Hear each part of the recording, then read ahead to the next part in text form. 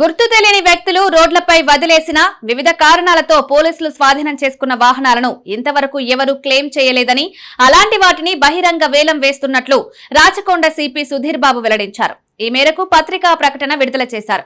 Rachakonda police commissionerate పరిధిలో వివిధ police స్టేషన్లకు సంబంధించిన వీధులలో వదిలివేయబడిన వివిధ రకాలైన మొత్తం 261 ద్విచక్ర వాహనాలను Rachakonda city armed reserve headquarters అంబర్పేటలో జమ చేసినట్లు తెలిపారు.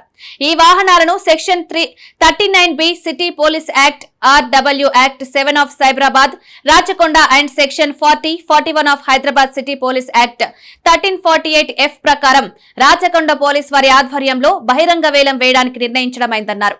వాహనాలకు సంబంధించి పూర్తి వివరాలు వెబ్సైట్ లో పొందుపరిచినట్లు తెలిపారు. ఈ వెబ్సైట్ లో పొందుపరిచిన వాహన యజమానులు ఎవరైనా ఉంటే ఆ వాహనానికి సంబంధించిన తగిన ఆధారాలు తీసుకుని ఈ ప్రకటన వెలువడిన 6 నెలల కాల వ్యవధిలోప అంబర్పేట డిప్యూటీ కమిషనర్ కార్యాలయంలో సంప్రదించాలని తెలిపారు.